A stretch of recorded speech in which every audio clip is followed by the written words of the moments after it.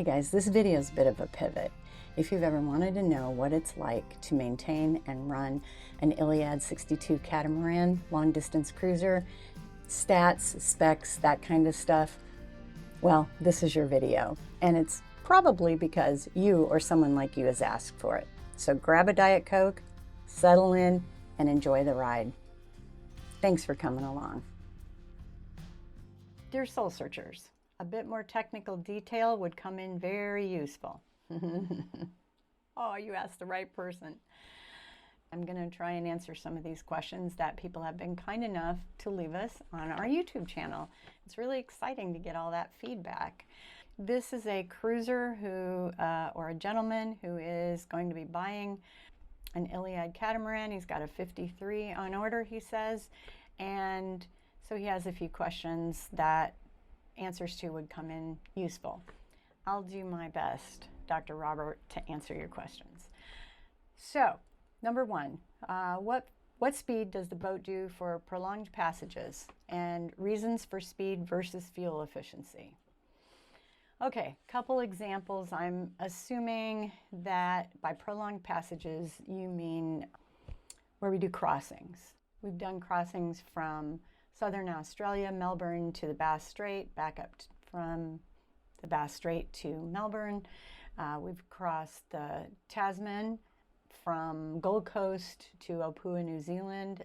We've crossed from New Zealand, Opua, to Suva in Fiji. We've crossed from Denarau, Fiji, back to Australia, Gold Coast. So we kind of made a great big circuit around the South Pacific.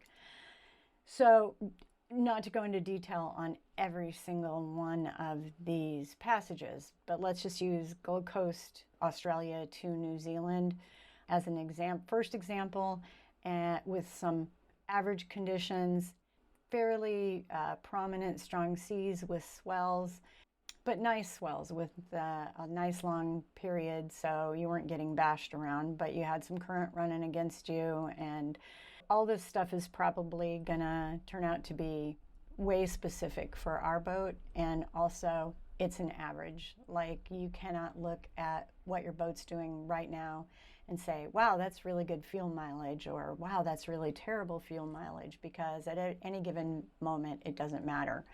What matters is the overall. We hold about 7,500 liters of fuel in that crossing, which was a little over 1,100 nautical miles from Gold Coast to Opua. We ended up with 2,800 liters remaining in our tank. So we used 4,700 liters approximately. I would say that this crossing was probably a really good example of what you want to do. We used 63% of our fuel, so we came in with a good 30-some% of our fuel remaining, which gives you the option, if you need to run fast and hard to avoid dangerous sea conditions or stay ahead of the storm, then you have the leeway to do that. Or if you have to stop in the middle of the ocean, God forbid, and fix something that you have to fix before you go on, or you have to make a detour and turn back or something like that, was not at a normal cruising speed because of the sea conditions. We look at how the boat rides and how it feels, and put the boat at a RPM and speed that is comfortable for the conditions. And also, in a long crossing like that, when you do have a weather window and something is following you, you want to make it as fast as you can. So we did an average of mostly 9 to 10 knots for that. We get considerably better fuel mileage if we would have done 7.5 to 8 knots, but we would have ran in trouble with weather. So you do what you have to do to stay safe. The other crossing I wanted to bring up was our Denarau, Fiji to Gold Coast, Australia crossing, which was, I think, about 1,600 miles or so. And we started out with 7,500 liters of fuel, so we were full. Always we're going to start a crossing full, loaded to the gills. That went pretty well. Conditions were a little bit less favorable, a little more chop. But more importantly, there was a big cell that was pushing down on Art and Cindy when they were doing this crossing. So the last day they did over 11 knots, and probably it was the last 24 to 30 hours. So quite a bit of the crossing, several hundred miles. And they came in after that with about 1,800 liters. So we had less fuel mileage, but we also made better time, and they beat the storm that was coming in. They had to do that for their own safety. Again, I would like to reiterate that fuel mileage is an average. It is not, you know, a trip to the grocery store. That tells you nothing about what your boat is going to do. I would say our average cruising speed when we're neutral, we're not going across tide, wind and weather are good conditions, we're going to do 8.5 to 9 knots. That's a really nice speed. The boat sits about 1,250 RPM, so it's working hard enough to, you know, not chug, but it is not working so hard that it's, you know, putting it under strain. If we're going against the current, or we've got weather, or we've got 2-meter seas, then probably we're going to be doing about 7 knots, maybe even a little under at 1,250 RPMs, and our fuel mileage is going to go way down because our boat's working really hard to make progress. In summary, we do the fastest that we can for the most fuel efficient trip that we have, and for comfort and for safety, and you have to take all those things into consideration. Another interesting fact is that Art said that if you are traveling, so if we're cruising and we're cruising 24 hours a day, that basically a full ration of 7,500 liters will last us about 8 days. You know, obviously, if we're doing 3 to 4 hour days, just traveling up the coast, we're only going when conditions are good, then that fuel is going to last a really long time. But if we were going 24/7 in average conditions, probably about 8 days. 9 to 10 if conditions are really good and we're really putzing along. Another question that we have here is, where can you refuel? Robert, really? Okay. I will answer that question like it's a serious question. You can refuel at fueling stations.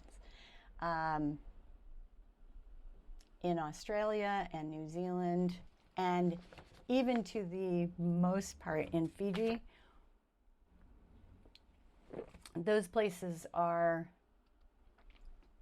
scattered with good marinas, and you may not be able to fuel at every marina. For example, there was one marina that we pulled into. Their fueling area was not wide enough that we could get our boat in. I mean, we're an 8-meter wide boat, so we just can't fit in everywhere. We almost made it, but we had plenty of fuel, so we went to the next marina down the road and got our fuel. So it's kind of like that, you know, you might pull into a gas station and it's full. You're either going to wait if you're almost out of fuel, or you're going to go on and get it the next time. So the really nice thing about having a long-range cruiser is that you can keep cruising most of the time. Now, if you had 100, 180 liters left, then you're going to wait. But there's no shortage of places where you can get fuel, and you can fuel efficiently and effectively in Australia, New Zealand, Fiji.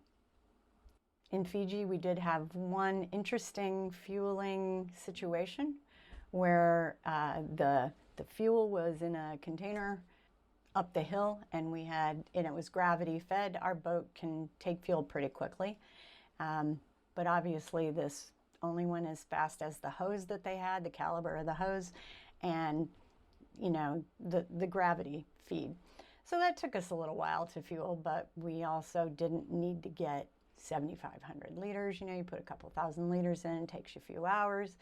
You know, some of these places have fueling hoses that are so big, it'll pump it in as fast as your boat can take it. So you have a whole nother set of problems with that, like not overfilling your boat suddenly, or basically getting burps like you would in your gas tank when you're filling your car. If you still drive a gasoline vehicle, that is. Another caveat for long-range cruising is that we did a 4-month rally in Indonesia. And in Indonesia, the whole fuel question becomes a different issue. And were we not with the rally, which gives you resources inside the country, we might have ended up in trouble, because for our boat, we're not a sailboat, we need a lot of fuel, and even though our boat's fairly efficient in fuel mileage, you know, we do use a lot of fuel. Well, in Indonesia, the fuel was few and far between. We couldn't always get what we wanted, so we had to take what we could get, and also the quality was not as good. So we had a reserve tank that we kept with Australian fuel in it, just in case we started having problems with the Indonesian fuel, which we did not. Indonesia uses a percentage of biofuel in their diesel, which I guess means like vegetable oil. And kind of like our gasohol back in the day, it's just hard on these big boat engines. I mean, it is. Fuel is so precious in Indonesia that they, you know, most Indonesians drive scooters. They buy their fuel in little containers about the size of a liter of water. So, you know, dole it out. They only put as much fuel as what they need for the day, and, you know, go on and hope that they can get fuel the next day. We got out of Southeast Asia right before that really, really big crunch, but we had to wait a couple of times, like a week or two, for fuel, so much that it put us off our weather window. So we went from the land of plenty with Australia, New Zealand, Fiji, with, you know, great facilities, quality product, and a respectable price, to a place where we didn't know what we were going to pay from minute to minute. It could double. We didn't know what the quality was. They would bring it in 40-gallon drums and transfer it slowly. We had to filter all the fuel before we put it into our boat. So that's a whole separate issue about fueling in third world countries. A little bit better in Malaysia, and definitely better when we got up to Thailand. But boy, that trip taught us a lot, and we were certainly glad to be with a group of other boaters and have the resources to help us find the things that we needed, not just fuel, but food and transportation, guides, all that kind of stuff. So if you're going to go to Southeast Asia for a really long time and you haven't been there, like, it's a good idea to have a plan, definitely. That was way more than you asked for. One other caveat about fueling is that my recommendation, and this is less on the technical end of things and more on the financial end of things, is that always check before you fuel anywhere that they will take your credit cards. We had a problem at several places in New Zealand where we would have to get cash before we could fill up, because our credit cards just wouldn't work at the fueling stations there. So anyway, check on that first. If you don't know where to find fuel, we don't have the yellow pages anymore, but we have Google. You know, you're making a trip, you Google it. Where are fueling stations along the east coast of the North Island in New Zealand? Where are the best marinas? Where are the best harbors? Where are mooring balls? Where's the best facilities? Where can I do laundry? Where am I going to get my nails done? That kind of stuff. Always plan before you go. There are many, many boating forums, so many that it can make your head swim. Places like No Foreign Land, and Bodie, and the new one, Sea People, and way more than I can think of right in this minute. But you know, what you're always going to find is you're always going to find a marina phone number. In places like Australia, in Cairns, where they have a very busy marina, you might have to book that 2 or 3 months ahead of time, but they may have a spot to fit you in if you're a smaller boat and you're in its emergency situation, like the conditions are unsafe, but they may not. So you always have to have a plan B, especially if it's at the last minute. So it's not like booking a hotel on hotels.com where you can get a slip that day or the next day, especially for us, because we're a big cat. We're 8 meters wide. We take 2 boat spaces, and they have to have 2 boat spaces in a marina together for us to work, you know. Their infrastructure just doesn't always support you. Again, that was the case in Southeast Asia. We were an anomaly there until we got to Singapore and Malaysia. You know, we stuck out like a sore thumb, and, you know, we weren't a 40-foot sailboat. We were a 62-foot catamaran that was as wide as 2 boats, if not more. All right, next question. Where can you get provision supplies? That also would be, where can you get chandlery supplies, stuff for your boat? Where can you find a mechanic? Where can you find, you know, I need a new anchor. I need, you know, I need a new mouse. Believe it or not, we have spent a lot of time looking for computer supplies, SD cards, batteries for our batteries for our cameras, stuff like that. And again, Google. You know, if you can't dock at a marina, you can anchor out or use a mooring ball and put your dinghy in the water, go to shore, get a cab, go do whatever running around you have to do. Doctor, glasses repair, dental emergencies, all of that kind of stuff. It's all out there on the internet. So as another recommendation, that means that you need to have Starlink. Like, don't leave home without it. Enough said. And I guess the other caveat about provisioning was that we have never used a provisioning service. Cindy is so amazing at knowing what we need, having enough supplies, having enough extra without having too much extra that we get a lot of spoilage, because you definitely don't want that on a boat.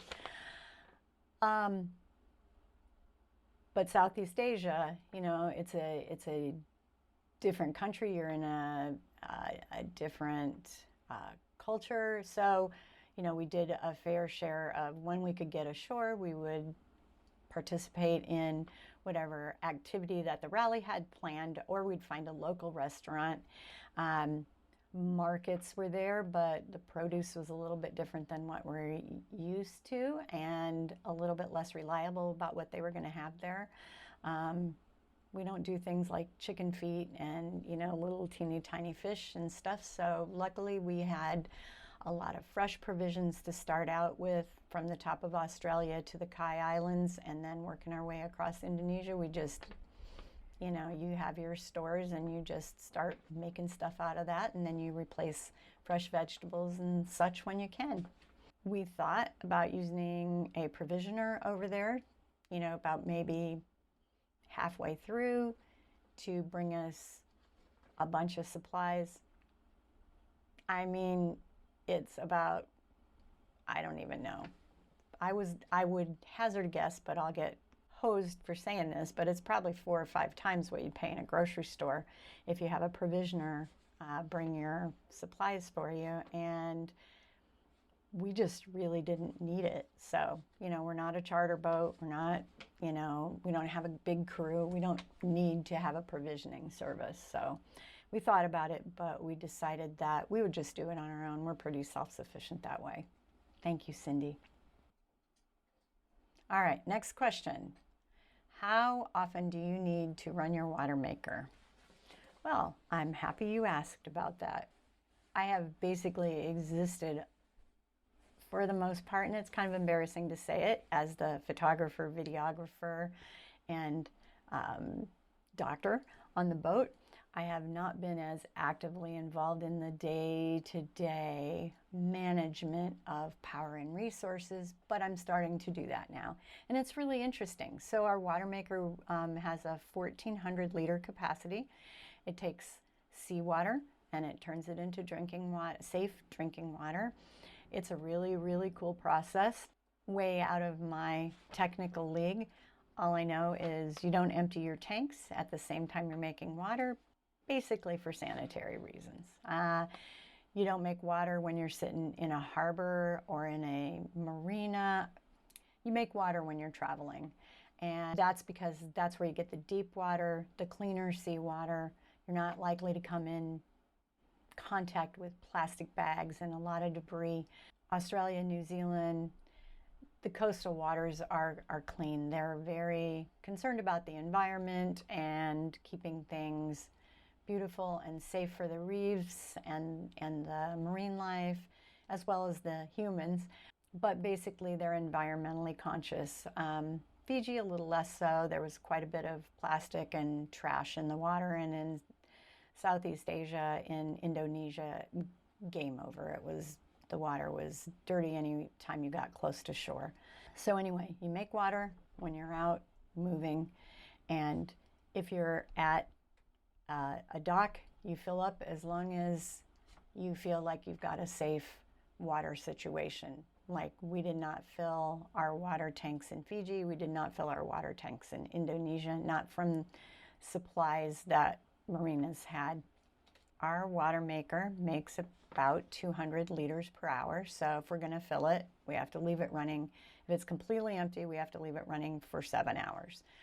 We never really get that low. If we get down to 250 liters or so, you know, we're beating a path to make more water. And you ask how long that supply lasts, and that is highly dependent on who's on board. If you have a teenager on board that takes a 15-minute shower, that uses a lot of water. And Bob, he's kind of a teenager that uses a lot of water. So when it's just Art and Cindy on board, they might go 8 days, maybe 10 days, with just the two of them using water.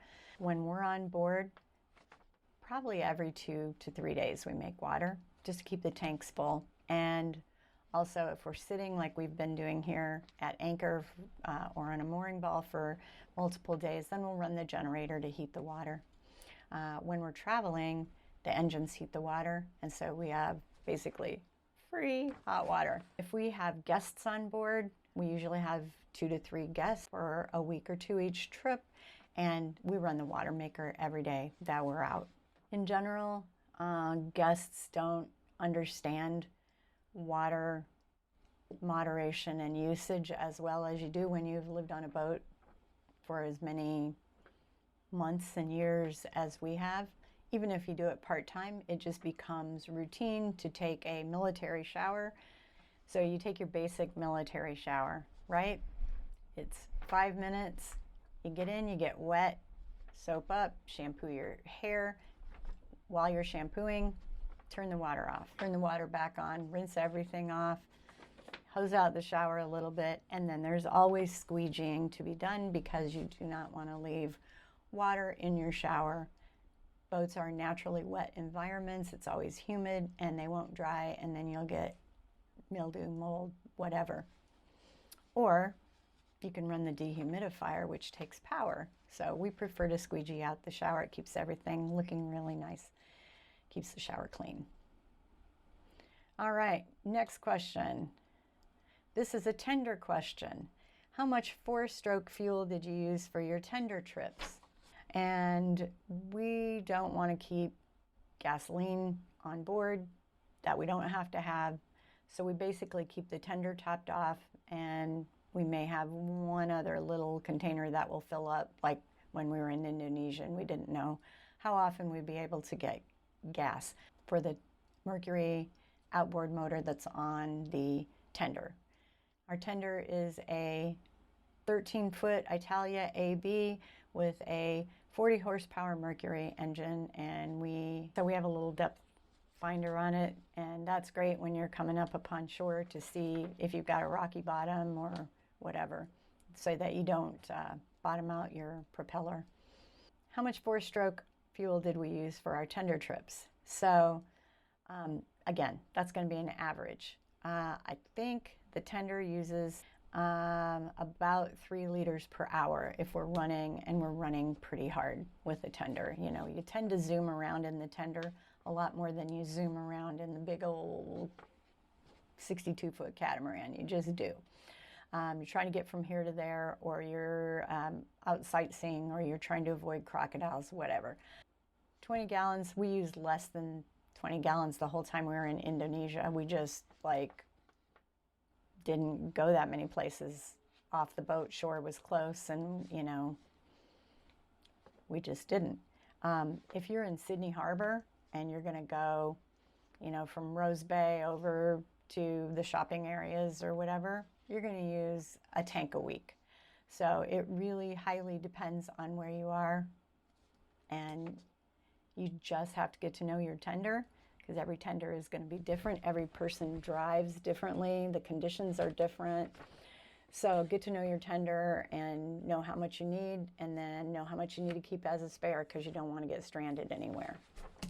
As an interesting aside, at home on our sailboat, we have a tiny little Takacat tender that just is good for Bob and I, and we have a little 4 horsepower electric motor that we recharge on the boat, and that is fantastic. If I was really concerned about running out of fuel, I would probably keep a little electric motor, tender motor, as a backup. However, the bigger they get, the heavier they are, and that 4 horsepower was about all I could handle myself, getting it up and down off the boat to the tender. So anyway, I hope that answered your question about the tender and fuel mileage. The tender is basically your car when you're out boating. So it gets you from your boat to shore and back again, and helps you run errands. And so I highly recommend getting the biggest and best tender that you can get, and taking care of your lift or your crane so you can get your tender in the water. On our Iliad, we have a hydraulic lift on the stern of the boat, and it goes down and articulates out, and the whole platform goes down into the water. That is amazing. For especially if you have kind of rough conditions getting your boat in and out of the water and you're not dealing with a crane. Personally, I don't know if I could do a crane, but I can do that lift all the time. Next question. Next question I'm going to read. No need to spend hours or minutes detailing in this video, but a spreadsheet-like record at the end of the video with contact numbers, including taxi service numbers, service techs for issues you encountered, fuel filter, Watermaker filters, or any other requirements you found during your trip, would be very useful for people like me who plan to follow in some of your footsteps. Okay, well, what we needed and what you might need could be completely different, but I will do a whole separate video on the process and progress of how we decided to have parts. I will say that a biggest part of it is getting to know your boat before you do any crossings. Get to know your boat. Keep it a year. Like, know its mileage, know its weak spots, know its strong spots. We're going to halt this process and continue on in the next video. So stay tuned for more. And in the meantime, if you haven't already, like, subscribe, leave a comment, share, and hit that notification bell so you do not miss out on a single episode. We really appreciate your feedback and look forward to taking you along on the ride with us.